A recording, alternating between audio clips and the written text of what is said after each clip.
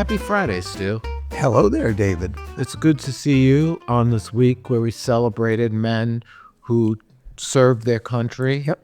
Actually in battle, no stolen valor, like recently vanquished Tampon Tim Waltz. No. Sorry, I had to throw that in. But I think people like you who have served your country and you've done so humbly and nobly are a stark contrast to some of the other people we've seen out there in the media. John Kerry, for one, the gigolo, and a few others I'd like to mention. But I do think it was important that we celebrate veterans. I'm surprised the far radical left has not tried to turn this into some kind of like trans rights holiday instead. Well, yeah. No, Veterans Day it's important to me. I think it should be important to lots of folks because it's those people who, I don't want to sound simplistic, but it's those people who serve who really present a buffer against enemies. They protect the country in a very real way. The safety and security of the country is pretty much the principal role, the first role of a democracy. Protect your borders, protect your people. And I think that's what veterans do. Well, at least they used to until Biden came to office, and good riddance to him, as well as the freak show of a circus that is his administration, including some of the more rotund members of this community. And I just want to mention, also, I just read that people who stop taking Ozempic, they get even fatter.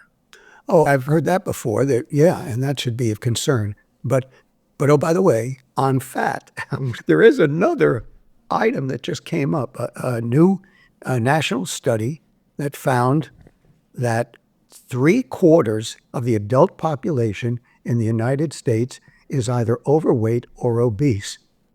Now, those who run these things in the federal government, out of courtesy, have stopped using the phrase morbidly obese. But I know you've talked about that before. Yeah, and I like that phrase. But anyone obese or overweight, 3/4 of adults in America are estimated to be in that fashion. Now, just think for a moment about the cost to public health as these things, as the diabetes, the stroke, the heart attacks come into play, and who's paying for it, and then think about the individuals themselves, what they're letting themselves in for with those concerns, and the loss of productivity at work. That somehow would get relevant. And I don't want to push it, but they are reducing the numbers of people that would be eligible for the military, even if they had no interest in joining, or would be unavailable were there to be a required national service of some kind. So I think it's just another, a bit of data in the chart. Obesity is an incredibly damaging and dangerous national problem. I support you in your fat shaming, Stu. And I have you think of all these public health interests. I just don't want to look at these people. Christ. I mean, and I don't want to smell them either. And then there's a group of people who've been trying to make fatness a protectable class. Right. I mean, what are you doing? The only thing I'm going to say, though, about some of these statistics, I am not fat. You wouldn't say I'm fat, right? Of course not. Right? But based on my weight, I would be considered somewhat overweight because I go to the gym, right? And yeah. So I think some of the measures, it's just like with the blood pressure thing, right? If you go, though, from overweight to obese, you've crossed weight. Not you personally, but if one has crossed that barrier. I think along with mass deportation of all the illegal aliens who came here. Don't say it. Let's do a fat deportation also, and make them morbidly obese. And more. They'll lose they will have to leave. And they'll be getting a vacation in Mexico. Exactly. And you know what? One Mexican food that hasn't been cleaned properly, they'll be pooping for the rest of the week. Lose 20 pounds. Fuck. I assume you like my technique. Maybe I should get a job in the Trump administration. Well, who knows? Jesus. God, listen, I'm more qualified than some of these lunatics. Well, I mean, I just got goosebumps, and it's not the good kind. When you mentioned, the nominations, now that whole thing. Okay, should we talk about that a little, Steve? Just a little, and why don't you take it on as you see fit for the moment. I've got a few remarks about one or two, but I Go don't ahead. even know where to begin. Okay. I mean, Matt Gaetz. we will talk about him first because he's probably the most egregious of all of them. Oh, I think so. And I don't even know. We don't know what's going to happen because Trump and his lawyers and are going to try and squeeze him through this recess process. And Well, the thing is, I've looked into this. The recess appointment thing is not a slam dunk, and it's no, it isn't, and because he'd be forcing him into recess. and also I think you need the consent of both houses to do a recess appointment or to be in recess. So it's not as easy. A slam dunk, but Right. boy, Trump knows how to put pressure on people. He does know, but I do think that already there's been a number of senators who said it's dead on arrival. I've heard that. And then they've also said that they almost think that Trump nominated him to distract from some of the other. I think that's right. It's possible. Because now he's offered him up, I read, as one of the two people, he and Kennedy, as people who would be allowed to go through a vetting process, whatever vetting process means. But that to me means a sacrificial lamb. He could be, although, I mean, it's inexplicable. First of all, let's talk. He went to, usually the person who runs the Justice Department is a former judge, U.S. attorney, someone who clerked on the Supreme Court. 2 years, small civil matters, no criminal experience. And his academic, he went to William and Mary Law School. I mean, I think that's even worse than Joe Biden's law school, Syracuse. And I'm sure he wasn't a scholar or a law review candidate. He has no law enforcement experience except for the investigations into his behavior, which we can talk about also. I've never seen a more unqualified candidate for a position, particularly the Justice Department. And let's just talk about, first of all, he is disliked on a bipartisan basis by, it's universal. He's the guy who brought down Kevin McCarthy. Yes. And the reason he did is because Kevin McCarthy would not pull the plug on the ethics investigation into him. And the ethics investigation was stemming from a Justice Department investigation into his behavior, where one of his good friends was convicted for a litany of crime, including sex trafficking of an underage girl who Gaetz claims he did not have sex with the 17-year-old, but there's contradictory evidence. There was illegal drug use, campaign finance violations, and He's scum. He's he's disgusting. And what's even more disgusting about him, his father is like some prominent father. He's been a brat. He's been a rich, self-absorbed brat. Right. And they love him somewhere in Florida. Well, he's in some red district that, he'll get reelected in. But I mean, even if it's inexplicable that someone of this low repute would be nominated to anything. And it is, there's no explanation for it, really. I mean, and frankly, if you're a new administration coming in and you want to, Exactly. you want to get shit done, why would you waste political capital on a cretin like Get this? credible people who support your perspectives. Credible people. They're out there.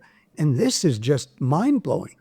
It's bizarre and it's disgraceful, but it's Not unexpected in some sense. no, it isn't, because we know what Trump's all about. Yeah. But I will also say, in 2 years from now, when the Democrats sweep control of Congress again, because this is a harbinger of what's to come, then I would suggest that no wonder the Democrats aren't rioting and looting. They know this guy is not going to make it. And this is not the only disastrous nominee. There's others. Like, let's talk about the Secretary of Defense, a Fox News commentator, okay? And National Guard. Yes. Very honorable service and credible, and I won't call it heroic, but credible. right, but he was a mid-level service person. Yes. He's never been in charge of anything in his life, and he is also well-educated. He went to Princeton. He's he went bright. to Harvard. But I mean, he is a Trump fanatic, Yeah. and he is a very strong promoter of the And he's Trump- the one who said, look, we got to get the woke generals out of there. No, wait a minute. I mean, That's a about good that. point. No, but it's a point. But Look, woke generals, and they are implementing policy that Of was the called president. for by the legislature or the presidency, the executive more broadly. That's what they're supposed to do. But you follow orders. Now I don't go after the generals. I go after the policy. That didn't make sense to me. No, it doesn't. It doesn't. And also, what does he know about anything? He's a Fox News commentator. And let's talk about just his lack of integrity, okay? He does, first of all, on Fox News on one occasion, he took his Harvard diploma for some policy. He defaced it and sent it back to them because he was so outraged by their liberal tendencies. Now, Harvard has been around for 300 years, and as far as I've been alive, it's always been pretty liberal. And so the question is, if it was so offensive, why did you go there in the first place? For that matter, why aren't you ripping up your Princeton degree? Because that's also very liberal.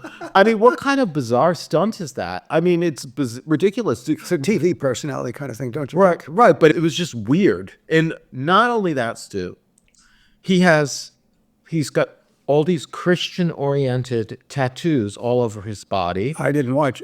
He's been seen by the regular public, or if you had special access to see these. I've never been in the locker room with him, Stu.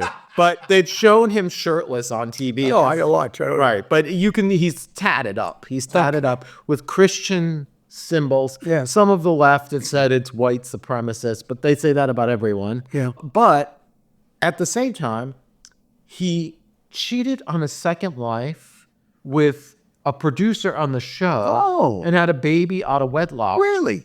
Yes. I had to come to you for this news. Right. because I don't. And he was also investigated in California for sexual misconduct with someone, although he claims it was consensual. Oh, God. So I don't think he's read the Bible very closely because it doesn't talk about being married 3 times, cheating on your wife, children out of wedlock, perhaps a sexual assault, and just being a complete. He has no foreign policy, no defense experience. His only experience is getting on Fox News and talking about how he doesn't want trans generals and blah, blah, blah. Our priorities in the Defense Department, sure, the woke stuff is ridiculous and it needs to go as a reflection of the Biden failure. Great. But come on. This guy is a clown. And he's also, like, when they were asking, not Democrat senators who are unreliable, like Pocahontas Warning. Come on, this isn't the time for Pocahontas. There's always a time to make fun of her.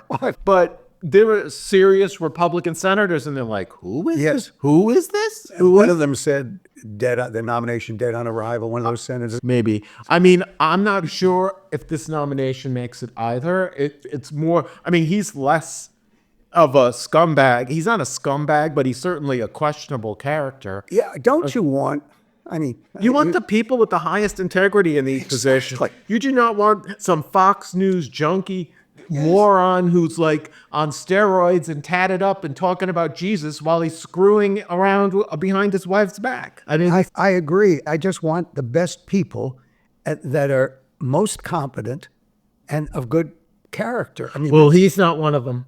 And I keep thinking of Gaetz in that respect. I can't get my mind off that. I know we might disagree with this one, but I also wanted to mention the governor of South Dakota, who he's nominated as Homeland Security, Secretary of Homeland Security.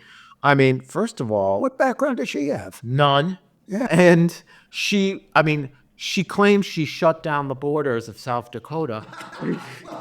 From what?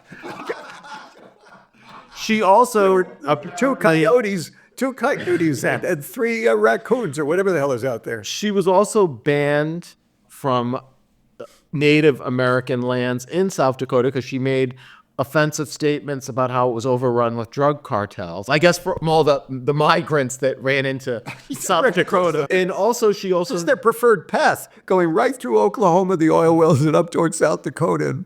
And she also wrote a memoir, Stu, and she lied about meeting the North Korean dictator Kim Jong-un, and for reasons I do not understand. And then this is the worst. And I know she had a 14-month dog by the name of Cricket, And the dog apparently was untrainable and quote unquote, she put this in a book, Stu, that she hated the dog.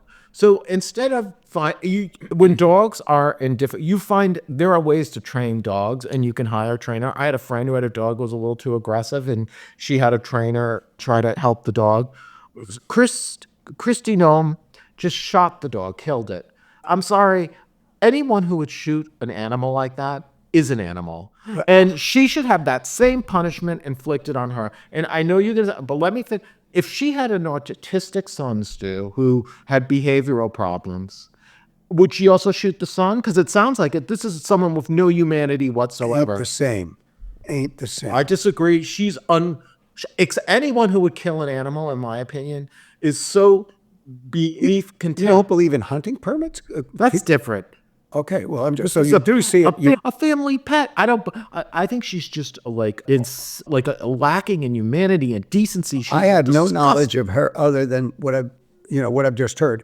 But I mean, as to the shooting of the dog, I'll just give and there are a lot of ifs in my statement, if that dog was vicious and if she was concerned about the ability to keep that dog, the need to stop that dog from hurting anyone else, and it was solely for that reason, not she was tired of it, not she was bored, not necessarily that she's inhumane.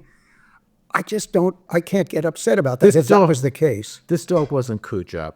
I don't know what Cujo the is. Stephen King movie about the rabid dog. Look, at the end of the day, Stu, she wrote about this in the memoir, and this is the reason she was passed over for vice president, because she was up. I knew it became, that's right, it became Right. the question. But And then afterwards, she tried to explain it away with what you're saying. I don't believe her. I just think she's a nut, and she's a fanatic, and she's not qualified for this job. is she attractive? Barry. All right, then. That's what my brother said also. And speaking of attractive, this is probably a lesser offensive choice, but still offensive because she's defended Putin and the North Korean, we're talking about Tulsi Gabbard, in charge of our intelligence service. It's mind-blowing. I mean, she is another complete whack job. And that one's even more dangerous in some respects, Right, because of her proclivities toward Russia and other things. What the hell is this? Who are you appointing? She could do inestimable damage within days. Exactly. It's an unacceptable choice, but compared to these three others, the dog killer and the child rapist, I don't know. This one frightens me, though. You think she's more of a danger? A danger? Yeah, I She do. could be. She could be. There was one thing I noticed in a Times opinion in today's Times, and it said Trump may have just done a good thing in that there is going to be chaos and corruption, and that we just have to hold on for a couple of years. Well, with these types of nominees, I can't imagine that he is going to be able to achieve his objectives because one, I mean, like the defense guy is not even qualified for the job. Gaetz certainly isn't. He's a complete buffoon and a moron and hated, and certainly not a respected jurist. But then we'll do the last one, which I think raises some hackles. We're talking about The royal family. Right, the Kennedys. Well, first of all, the only thing I'm going to say in Robert F. Kennedy's favor, he's correct that our food and the food industry is filled with chemicals and unhealthy, and it's making people sick, and he's accurate. He's also correct that the FDA and the whole apparatus of how drugs are approved in the pharmaceutical is corrupt and ripe with conflicts of interest. And he was also right about Dr. Fauci, who is one of the worst corrupt frauds who's ever been in charge of anything. So in that regard, his premises of shaking up the FDA and cleaning out the conflicts of interest, corruptions, and cozy relationships with industry are something I can't really get upset about. But he is a flake. He has no character and integrity. He's a drug addict. Oh, he's a former drug addict. He failed the bar a couple of times. He's a loser from a family. He's a Nepo baby. And so with him, he's got some pluses, I will say. Yeah. But the lack of character and the lack of integrity, in my opinion, should doom him from any public service but look who the president is. It's not like he's a man of character. He's an animal himself. I wanted to ask you just on the business of vaccinations, and I don't know how much you know about this. I mean, I know he was, an anti-vaxxer with respect to COVID, but I mean, there's measles, there's, what do we have? Polio. There are half dozen of these things that have been very important over shingles, over the history of the world. Right. He's got the reputation of being an anti-vaxxer. And does that proceed beyond the boundaries of COVID? I think his anti-vaccine thing, he's kind of backed away from a little. And he says he's not anti-vax, but he questions, mandatory usage of certain vaccines, et cetera. It's a little vague. But yes, that's another question. But I mean, the COVID vaccine obviously doesn't work, and you get COVID with it. Most people do, and whether it actually alleviates your symptoms, I don't believe it, because I don't believe anything that. I think it did with me. Well, the only thing I'm going to say is I feel our public health, because of the way COVID was handled and other matters, they have lost the public's trust. And it has to be rebuilt. He's not the man to do it, frankly. That's a good point. But anyway, so these cabinet nominations are a disgrace and an embarrassment. And I guess it shouldn't surprise me from a guy who gets his meals from McDonald's and hangs around with Elon Musk, a neurodivergent kook. But yeah, but Elon is at least smart. And boy, could he have. I don't know how, oh, by the way, if you're a Tesla stockholder and that kind of stuff, I don't know how you welcome all his great involvement. I know he can do things in a minute that others couldn't do in a century. One of the great minds of our time, obviously. Right. But I wonder how you feel about how much he'll be doing and what he can accomplish in all these different worlds at the same time if you're a shareholder. I don't know either.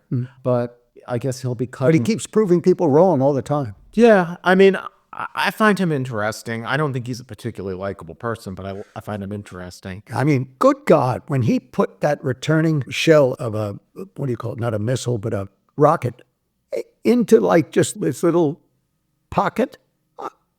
That's extraordinary. How I can't even imagine that occurring. Well, he's definitely an innovator, but beyond the military. I mean, he's doing stuff that now he is. There's another conflict. I mean, potentially, of course. Right. Which is going to prevail. And oh, by the way, he's spoken to the Iranian guy, and he's talked to Putin, and you wonder where this thing. I don't know. I wouldn't feel good if I were the Ukrainian president. Right? I wouldn't either. But anyway, so it's been very disheartening, but not exactly shocking, because let's face it. Yes. Trump is a clown. He always has been. Yep. And, maybe he's not going to jail, but maybe he should. So, Stu. Well, so I have a little piece, and this is just a piece that has elements of potential criminality, elements of rudeness, and I'll just launch right into it. And it's a New York City story involving an incident I had a few days ago. On the 11th of November, I went up to Pelham on Metro North, one of the stops there, 3 or 4 stops north from Grand Central. I was going up there because there was to be a film shown, and was a film shown, a film of my solo show, Vietnam Through My Lens, but a film was made of that in 2020, and it shows periodically in different places. And it was going to be shown at a place called the Picture House in Pelham. And it was shown, and then we had a wonderful Q&A with the veterans who showed out on Veterans Day. And then one of the commanders of the 2 posts, American Legion post that sponsored it, we went out to dinner, and then it was cold that night, Monday night, and he took me over to the Pelham rail station, which really was essentially empty. It's a commuter kind of lot, and on that day there weren't many people with cars in the lot at that hour of the night, about 9 o'clock. And so we pull in, we're waiting in his heated car for the train to come south, and a car pulls in next to us, and a guy gets out, and into the lights that were surrounding the building and the platform, this guy starts pissing. He just pulls in. He could have pulled in a lot of places. I don't know why he didn't go to de Blasio's house. And he starts pissing. And I think I went to this, I just had my arms outstretched as I looked through the window at him. He could have gone anywhere, so it was a little odd that he did that. Okay, he pulls away. Train comes. I go, run up the ramp, get on the train. Train doesn't go anywhere. Train doesn't go anywhere for about 15 minutes. No announcement from the conductors or the train operator as to what's going on. Mm-hmm. Train starts to move. And once it gets out of Pelham and it's headed south, an announcement comes over that the reason for the delay was a police incident in Pelham, at the station in Pelham. Immediately, I thought of my boy who had just pissed. I wonder what else he had done. But I asked the conductor, it wasn't that guy at all. He said it was someone who refused to pay. And I just haven't seen that on MTA or Long Island Railroad yet.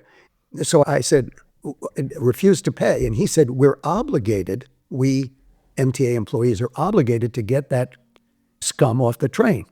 And I said, well, was he refusing to leave? Answer, she refused to leave. Was she fat also and hard to move? Maybe that was the problem. And he says, and I said, did the cops come and cuff her? He said, you bet. And it made me think of, I see this stuff essentially every day when I'm on the subway or the buses. I see these scammers stealing. And I just hadn't thought of it in the context of MTA. I thought that was somehow more. Well, at least in Westchester, if you try to beat your fare, you get thrown off the train and you get punished. But in New York City, they intentionally do not enforce the rules. Exactly. And that was something that I think began with that. Oh, don't. Yeah, you're de Blasio, let's say it. Oh, and Stu, they stopped doing it because, quote unquote, it was racist. Oh. Everything. I don't care what the color of the goddamn person is who's stealing. If you steal, cut the hands off. Cut them off in fact. I love that. I love your attitude. Let's do biblical shit. It reminds me, when you say graffiti, I think of this often. When I see it on beautiful old buildings, as you walk down through the Village, right. You walk down the Bowery, the oldest street in New York City, and you start to see graffiti on some old buildings, and you say, that's just horrible. And I said, I know in my heart it would be wrong, but I know what some Arabs would do for a punishment. A finger or a hand would come off. I'm not advocating it, but I just get so aroused and irritated over it. The only thing is some of the graffiti kind of adds to the mystique of New York City. I will say that. Some. Yeah, in the right places and in the right way. And I'm not okaying it because I don't think you have the right to destroy someone else's or play with other people's property. But I agree with you that some of it turns out to be useful and attractive. But on the other hand, there's just the gang stuff, just announcing their name and their symbols and stuff. Well, I mean, a long time ago, our subways were loaded with graffiti. Yeah. But not anymore. The one improvement that was done under Ed Koch, and actually a good mayor. Is that when it was? Yeah. Okay. Because they just changed the material for the subway so that the paint won't stick, and that's how they avoided it. That was a long time ago. But Stu, you had brought up last week about, Keisha Lewis and Patti LuPone and the microaggressions and all that nonsense, which anyone who uses the word microaggression should be canceled, not vice versa, because, it's just a childish little thing, even though I don't like Patti LuPone. Yeah. But she is a talent. You have to give her credit for that. But recently now, there's been another controversy on Broadway. It's not racially related, but it is politicized in the most ridiculous way. Andrew Lloyd Webber, as you know, created a musical of Sunset Boulevard. Glenn Close starred in it many years ago. And there's a revival of it now, right? Yeah. And it was in the 90s. And matter of fact, Patti LuPone was in the London performance and got fired. And I knew there was something. Yeah, and she sued Andrew Lloyd Webber over it and was replaced with Glenn Close. And then when it was in L.A., Faye Dunaway also got fired and sued. But apparently Faye Dunaway can't sing. But anyway, they've done a revival of it. It started in London. It's much different from the first run because it's a very modern, stripped-down stage. Everyone's wearing black. It was a little... I mean, if you don't know the story at certain points, I could see you getting confused because they stripped it down so much. But one of the star of the show, Nicole Scherzinger, she was a Pussycat Doll, which is a girl group. They dressed up in sexy outfits, but she starred in the London performance and she won an Olivier Award. It was very well regarded. So it's moved to Broadway and it had some really good buzz. And I saw it last week and actually with a friend, and I thought it was good and I thought she was good and it was impressive. Right. Frankly, I thought, and she did get a lot of standing ovations but I personally like the first one better. But that all said, Nicole made a mistake, okay? Here's what she did. Russell Brand, who's a comedian, he's kind of a whack job. He was accused of sexual misconduct with women, etc., and drug abuse, and he's had problems. Standard stuff. Right. Yeah, well, on his Instagram page, he had a hat that said, "Make Jesus first," like that he was displaying. And Nicole apparently is from a conservative part of Kentucky. Was raised in a Catholic family. So she wrote on this comment liking the hat and said, "Where do I get this hat?" Okay. Well, Russell has become a Trump supporter, Russell Brand also. So Nicole's comment on his page and liking his hat, which is somewhat analogous to a MAGA hat, but it isn't. It's a liking a Jesus hat. Had set off a storm of controversy against her because they feel she was implicitly endorsing Trump by liking this hat. Now, these people really need to get a life. I mean, she liked a hat that said, she was supporting her support for Jesus. She wasn't she never took a political statement in support of Donald Trump. There's nothing about MAGA on that. Right. And even if she did, that's her prerogative, but she didn't. And then in reaction to this backlash by the crybaby left, that's what it is. It's all these people crying. Someone actually argued with me and told me that she was supporting an initiative that was ripping away their rights. Now, can I ask you a question?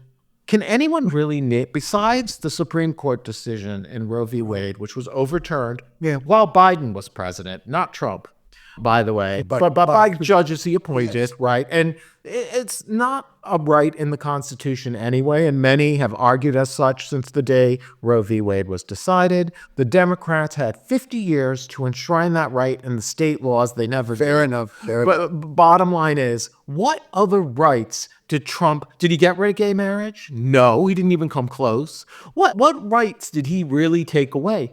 All he did is he's someone you don't like. And he's personally distasteful. But I don't understand this whole thing. What rights? And why are you picking on this woman for liking a Jesus hat? This is why a lot of people in America had turned against the failed left-wing regime. I agree. It's ridiculous. And just, by the way, Stu, the show is still sold out. And it's a hot ticket on Broadway. And these whining, crying babies. People have too much time on their hand. They're used to having the little phone in their hand and Instagram and TikTok or whatever the hell they are. Right. And going off without thinking about it. But on that note, I do want to encourage people to share our podcast with your friends. Sure. Give us an audience, because as I've said before, we both have huge egos and we want to be. No, wait, say it for yourself. And we also need to show our support for a great American veteran who's sitting right next to me. That's not true, but I am a veteran. See how humble he is? Well, anyway, Stu, I guess it's time to wrap things up for episode 20. Good God, it's frightening. It is. Bye now. Bye.